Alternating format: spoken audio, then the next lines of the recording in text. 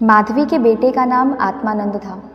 आत्मानंद से दूसरों की दुख तकलीफ़ें देखी नहीं जाती थी और लोगों की मदद करने के लिए वह हमेशा तत्पर रहता था। उसे देखकर कोई सोच भी नहीं सकता था कि वह कोई अपराध कर सकता है। माधवी भी यही सोचकर तड़पते हुए दिन काट रही थी कि आखिर उसका क्या अपराध था।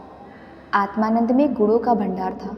वह साहसी, निस्वार्थ और देश प्रेमी होने के साथ साथ कर्तव्य का पालन करने वाला इंसान था। साथ ही वो राजनीति में भी रुचि रखता था। वो बेबाक था। अपने राजनीति लेखों की वजह से सरकारी कर्मचारियों की नज़रों में आ गया था। पुलिस भी उसकी हरकतों पर नज़र रखती थी। पुलिस बस एक मौके की तलाश में थी ताकि वो उसे जेल की सलाखों के पीछे डाल सके। जिले में पड़े एक डाके ने उन सभी लोगों को आत्मानंद को फंसाने का अवसर दे दिया जो उसे पसंद नहीं करते थे। डाके से तार जुड़े होने का हवाला देकर आत्मानंद के घर की तलाशी ली गई, जहां मिले कुछ पत्रों व लेखों को डाके का मुख्य कारण बताते हुए उसे गिरफ्तार कर लिया गया था। अपने आरोपों को सिद्ध करने के लिए पुलिस ने कुछ और युवकों को भी गिरफ्तार कर लिया और आत्मानंद को गिरोह का मुखिया करार दे दिया गया, जिसके बाद महीने भर तक मुकदमा चला और ना जाने कहां कहां से पुलिस ने ऐसे झूठे गवाह सामने लाकर खड़े कर दिए कि कोर्ट ने आत्मानंद समेत सभी युवकों को दोषी करार दे दिया और 4 साल के कठोर कारावास की सज़ा सुना दी। बेटे की हर सुनवाई में जा रही माधवी ने देखा कि इंसान का चरित्र कितना नीच हो सकता है और वह अपने स्वार्थ के लिए किसी को भी हानि पहुंचाने से नहीं चूकता। अपने बेटे को हथकड़ियों में पुलिस द्वारा जेल ले जाते देख माधवी वहीं बेहोश होकर गिर गई, जिसके बाद कुछ भले लोगों ने उसे तांगे पर बिठाया घर तक पहुंचाया। माधवी को जब होश आया तो उसे पूरा वायकाया याद आया। अपने इकलौते सहारे से दूर हो जाने का गम उसे खाए जा रहा था, जो उसे एक पल भी चैन की सांस तक लेने नहीं दे रहा था। कोई रास्ता ना सूझने पर माधवी ने अपनी वेदना को ही प्रतिशोध में बदलने का फैसला लिया और उसके बेटे की यह दुर्दशा करने वालों से बदला लेना ही अपने जीवन का मकसद बना लिया। माधवी के मन में भी प्रतिशोध की ज्वाला धधक रही थी। वह बस यही सोच रही थी कि ऐसा क्या करे जिससे उन अत्याचारियों से बदला लिया जा सके।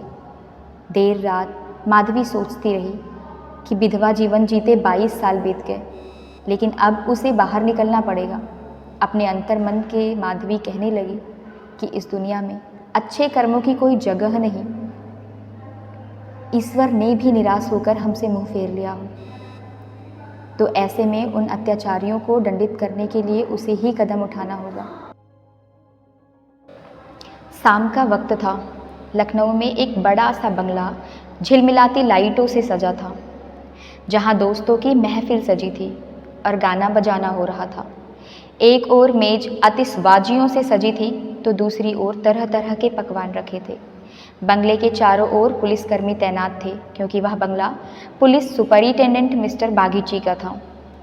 बागीची ने एक बड़ा मार्के का केस जीता था, जिसे खुश होकर अफसरों ने उन्हें तरक्की दी थी, जिसकी खुशी में जश्न मनाया जा रहा था। मार्के का केस केवल पुलिस बेगुनाह युवकों को झूठे केस में फंसाकर जेल में भर देती थी। यहाँ आए दिन उत्सव होते ही रहते थे। महफिल में रौनक बढ़ाने के लिए मुफ्त में गाने बजाने वाले, आतिशबाजियाँ और आधे दामों पर मिठाइयाँ व फल फूल उन्हें आसानी से मिल जाते थे।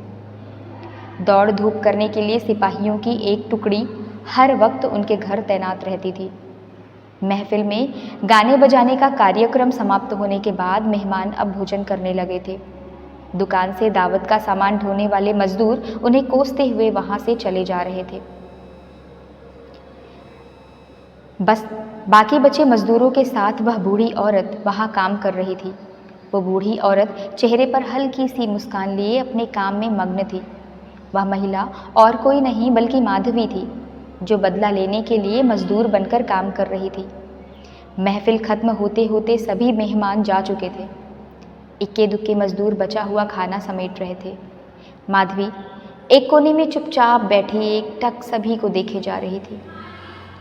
सहसा मिस्टर बागीची की नज़र माधवी पर पड़ी तो वो उसके पास पहुँचे और बोले, तुम अभी तक यहाँ क्या कर रही हो? कुछ खाने के लिए मिला क्या नहीं? माधवी ने नज़र उठाकर बागीची को देखकर कहा, साहब खाना तो मिल गया, लेकिन मेरे पास जाने के लिए कोई जगह नहीं है। अगर आपको ऐतराज़ ना हो तो मुझे यहीं कोने में पड़ी रहने दीजिए। माधवी की बात सुनकर बागीची ने कहा, नौकरी कर लेगी बंगले में? बच्चे को पालना आता है क्या? बागीची की बात सुनकर माधवी ने तपाक से कहा, जी साहब, बच्चे को अच्छे से खिलाना जानती हूँ। इसके अलावा घर के छोटे बड़े काम भी कर सकती हूँ। बस मुझे एक मौका दे दीजिए। माधवी की ओर ध्यान से देखते हुए बागीची ने कहा, ठीक है, तुम आज से ही काम शुरू कर दो। माधवी को बागीची के बंगले में काम करते हुए 1 महीने से अधिक हो गया था। माधवी अपने काम में इतनी निपुण थी कि उसे पूरा घर खुश था। बागीची की पत्नी का स्वभाव चिड़चिड़ापन था और वह आलस व अपनी खराब सेहत के चलते दिन भर बिस्तर या सोफे पर लेटी पड़ी रहती थी और नौकरों पर चिल्लाती रहती। उसके स्वभाव के कारण बच्चे का ध्यान रखने वाली आया ज़्यादा दिन ना टिक पाती। माधवी उसकी जली कटी बातें सुनकर भी चुपचाप अपने काम में लगी रहती, इसीलिए बागीची की पत्नी को उससे कुछ खास शिकायतें नहीं थीं। उसने बच्चे की देखभाल की जिम्मेदारी भी माधवी को ही दे दी थी। बागीची और उसकी पत्नी को इससे पहले भी कई बच्चे हो चुके थे, लेकिन अज्ञात कारणों से उनका एक भी बच्चा कुछ महीनों या फिर साल भर से ज़्यादा जीवित नहीं बच पाता था। इसलिए इस बच्चे पर दोनों माँ बाप की जैसे जान बसती थी। पढ़े लिखे होने के बावजूद दोनों अपने बच्चों की सुरक्षा के लिए टोना टोटका व जंतर मंतर अपनाने से भी परहेज ना करते थे। बच्चा माधवी के पास ही ज़्यादा समय बिताता था। इस वजह से वो माधवी से काफ़ी ज़्यादा घुल मिल गया था। अगर माधवी कुछ देर के लिए भी उसकी नज़रों से दूर हो जाती तो बच्चा ज़ोर ज़ोर से रोने लगता था। बच्चा माधवी को ही अपनी माँ समझता और वह साथ खेलती तो ही खेलता, वह दूध पिलाती तो पीता, वह सुलाती तो ही उसे नींद आती थी। अपने पिता को तो बच्चा जैसे कोई अजनबी समझता और माँ उस पर ध्यान नहीं देती थी। माधवी को लगा था कि बड़े घर में काम करने से तनख्वाह अच्छी खासी मिल जाएगी, जिससे महीने का खर्च पूरा हो जाएगा, लेकिन यहाँ तो नौकरों से हर एक पैसे का हिसाब लिया जाता है। एक दिन बच्चे को गोद में उठाए माधवी ने मालकिन से कहा कि बच्चे के लिए कोई खिलौना गाड़ी मंगवा देती तो अच्छा होता। मालकिन माधवी की बात सुनकर मिसेस बागची ने कुंठित स्वर में कहा, कहाँ से मंगवाऊँ इसके लिए खिलौना और गाड़ी? हाथ में रुपए भी तो होने चाहिए। इसका खिलौना 10-20 रुपए से आएगा और इतने रुपए कहाँ हैं हमारे पास? माधवी ने मिसेस बागची को गौर से देखते हुए कहा, मालकिन खिलौना ही तो है। माधवी की बात सुनकर मिसेस बागची ने कहा, अब तुमसे क्या छुपाना? दरअसल तुम्हारे मालिक की पहली पत्नी से 5 बेटियां हैं जो इलाहाबाद के एक स्कूल में पढ़ रही हैं। 5 कुंवारी हैं और उनकी पढ़ाई लिखाई और दूसरे खर्चों में इतना आधा वेतन चला जाता है। ऊपर से लड़कियों की शादी करवाने के लिए कम से कम 25,000 रुपये लगेंगे। अब कहाँ से लाएं इतने पैसे? मिसेस बागची की बातें सुनकर माधवी बोल पड़ी, मालकिन घूस भी तो मिलती होगी ना? माधवी यह कहकर चुप हो गई। मिसेस बागची ने गहरी सांस भरते हुए कहा, ऐसी कमाई में बिल्कुल बरकत नहीं होती। काली कमाई का पैसा एक हाथ ना आता तो दूसरे हाथ चला जाता है। जैसे जैसे दिन बीतते जा रहे थे, माधवी के मन में उन बच्चों के लिए स्नेह और बढ़ता जा रहा था। कभी कभी बदला लेने की बात याद आती तो वह क्रोध से भर जाती और फिर बच्चे को देखकर शांत हो जाती। वहाँ रहते हुए माधवी मिस्टर बागची के परिवार की स्थिति से वाकिफ़ हो गई थी। कई बार तो वह अपना दर्द भूलकर उनके परिवार के लिए चिंतित हो जाती और उसका मन दया से भर जाता। माधवी सोचती रहती, मालिक आखिर 5 बेटियों की शादी कैसे करवाएंगे? ऊपर से पत्नी बीमार रहती है और बच्चा छोटा है। जरूर उनके परिवार पर अभिशाप है, वरना इतना सब होने के बावजूद कौन दुखी रहता है?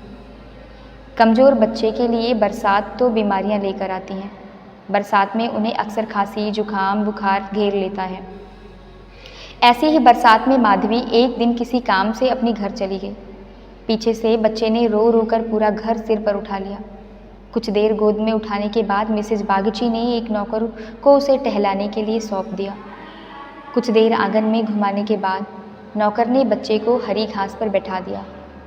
बारिश के पानी से ज़मीन गीली थी और बच्चा ऐसे ही कई घंटों तक पानी में खेलता रहा। वह नौकर दूसरे नौकरों के साथ गप्पे हाँकने में मस्त हो गया। काफ़ी देर बाद जब नौकर को ध्यान आया तो वह बच्चों को फटाफट भीतर ले गया और उसे कपड़े बदलवाए। शाम होते ही जुखाम से बच्चे की नाक बहने लगी और खांसी से गले की आवाज़ आने लगी। देर शाम जब माधवी बंगले में पहुंची तो बच्चे की हालत देखकर उसका कलेजा फटने लगा। वह बच्चे को लेकर तुरंत मालकिन के पास पहुंची और कहा, देखो जरा बच्चे का क्या हाल हो गया है, कहीं से सर्दी तो नहीं लग गई। बच्चे की हालत देखकर मालकिन भी हक्की बक्की रह गई, क्योंकि वह ऐसा मंजर पहले भी देख चुकी थी। मिसेस बागची ने तुरंत डाउन नौकरों के अलावा जलाने को कहा। मिसेस बागची और माधवी दोनों पूरी रात बच्चे को ठीक करने में जुटे रहे। दोनों की आंखों में नींद जैसे कोसों दूर थी। ऐसे में सवेरा कब हो गया दोनों को पता भी न चला। मिस्टर बागची को जैसे ही बच्चे के बीमार होने की खबर मिली, वह डॉक्टर को लेकर सीधे घर पहुंचे। 3 दिन में बच्चे की हालत में सुधार आने लगा, लेकिन वह काफ़ी कमज़ोर हो गया था। बच्चे का ख्याल रखने में माधवी ने दिन रात एक कर दिया। यह वही माधवी थी जो परिवार का सर्वनाश करने का संकल्प लिए उस घर में आई थी और आज उसी घर के चिराग की सलामती के लिए दिन में हजारों बार ईश्वर से दुआएं मांग रही थी। शायद माधवी की दुआओं का ही असर था कि बच्चे की सेहत में धीरे धीरे सुधार आने लगा। एक सुबह मिस्टर बागची बच्चे के झूले के पास बैठे हुए थे और मालकिन सिर दर्द के कारण चारपाई पर पसरी हुई थी। माधवी पास में ही बैठी बच्चे के लिए दूध गर्म कर रही थी। माधवी की ओर देखते हुए मिस्टर बागची ने कहा, हम जब तक जिएंगे तुम्हारे एहसान के तले दबे रहेंगे। या तुम ही हो जो बच्चे को मौत के मुंह से खींच कर लाई, वरना हम तो उम्मीद ही हारने लगे थे। इतने में मिसेस बागची भी उठकर पास आईं और माधवी से कहा, तुम एक देवी बनकर हमारे जीवन के कष्ट हरने आई हो। आज अगर तुम ना होती तो क्या पता कहीं अनर्थ ना हो जाता। मेरी तुमसे एक विनती है, वैसे तो जीना मरना सब ऊपर के हाथ में है, लेकिन तुम्हारे हाथ में ज़रूर संजीवनी है। मेरी तो किस्मत ही अभागी है, पर हो ही क्या सकता है। तुम्हारे पुण्यों से मेरे बच्चे की जान बच जाए। माधवी चुपचाप मिसेस बागची की बातें सुन रही थी। मिसेस बागची रुआन सी आवाज़ में कहने लगी, सच कहती हूँ, अब तो बच्चे को गोद में उठाने तक से मुझे डर लगता है। तुम इसे आज से ही अपना बच्चा समझो और इसकी माँ बन जाओ। इसे भी तुमसे बहुत लगाव है। तुम इसे अपने साथ अपने घर ले जाओ और वहीं इसकी परवरिश करो। जब तक ये तुम्हारी गोद में रहेगा हमें चिंता नहीं होगी। मिसेस बागची की बात सुनकर माधवी ने कहा, मालकिन क्यों ऐसे बुरे विचार मन में ला रही हो? बच्चे की हालत में सुधार हो रहा है और देखना भगवान की इच्छा से सब कुशल मंगल होगा। इतने में मिस्टर बागची बोल पड़े, नहीं बूढ़ी माँ, मेरा दिमाग भले ही इन बातों को ढकोसला करार देता हो, लेकिन मन का एक कोना इस पर विश्वास करना चाहता है। मेरी अपनी माँ ने मुझे पैदा होते ही एक धोबिन को बेच दिया था, क्योंकि मुझसे पहले मेरे 3 बड़े भाइयों की मौत हो चुकी थी। इसीलिए मेरी जान बचाने के लिए उन्हें जो उचित लगा उन्होंने किया। अब बारी हमारी है और हमारे से जो बन पड़ेगा हम करेंगे। तुम इसे आज से ही अपना बेटा मानो और इसके साथ ले जाओ। हमें जब भी इससे मिलने का मन करेगा चले आएंगे और खर्च की चिंता ना करना। इसकी पूरी परवरिश का खर्चा हम समय समय पर तुम्हें भेजते रहेंगे। मिस्टर बागची ने कहा, मैं जिस पेशे में हूँ मुझे ना चाहते हुए भी कई कुकर्म करने पड़ते हैं। झूठी शहादतें बनाकर निर्दोषों को फंसाना, उनकी और उनके परिवारों की ना जाने कितनी बद्दुआएं मेरे सिर पर है। मैं जानता हूँ कि बुराई का फल कभी अच्छा नहीं हो सकता, लेकिन मैं लोभ में ही आ जाता हूँ। अगर मैं ये सब ना करूँ तो नालायक करार देकर निकाल दिया जाऊँगा। अंग्रेज़ों को जहाँ 100 खून भी माफ़ होते हैं, लेकिन हम हिंदुस्तानियों की एक गलती भी हमें भारी पड़ सकती है। इसीलिए मेरी विनती है कि मेरे बेटे को स्वीकार कर लो। माधवी को भी उस बच्चे से बेहद लगाव था। इसीलिए वह खुशी खुशी मान गई। गदगद होते हुए माधवी ने कहा, आप दोनों की अगर यही इच्छा है तो मैं बच्चे को अपनाने के लिए तैयार हूँ। मुझसे जो बन पड़ेगा मैं करूँगी। मेरी भगवान से बस यही दुआ है कि हमारे बच्चे को वो अमर करें। बड़ी देर से बच्चा आराम से झूले में सो रहा था। चादर से उसका मुंह ढका हुआ था। माधवी ने दूध गर्म कर बच्चे को पिलाने के लिए जैसे ही उसके मुंह से चादर हटाया, उसके मुंह से जोर से चीख निकल गई। बच्चे का पूरा शरीर ठंडा हो चुका था और चेहरा पीला पड़ा था। माधवी ने जल्दी से बच्चे को गोद में उठाकर सीने से चिपका लिया और ज़ोर ज़ोर से रोने लगी। बालक सभी को छोड़कर भगवान के पास जा चुका था। दिन भर पूरे घर में मातम पसरा रहा और रोने की चीख पुकारों से जैसे पूरा घर कौंधा गया हो। मिस्टर बागची और उसकी पत्नी का भी रो रो कर बुरा हाल था। माधवी, जो खुद बच्चे को खोने के दर्द से तड़फ रही थी, उन दोनों को सांत्वना दे रही थी। माधवी उनसे कह रही थी, अगर उसके बस में होता तो अपने प्राण देकर भी बालक को बचा लेती, लेकिन ऐसा संभव नहीं है। माधवी, जो अपना बदला लेने आई थी, ममता के बंधन में बंध स्वयं दुख लेकर जा रही थी। सच कहते हैं, माँ का दिल दया का सागर होता है। माँ वह देवी है जिसकी निर्मलता को कोई भी मैला नहीं कर सकता।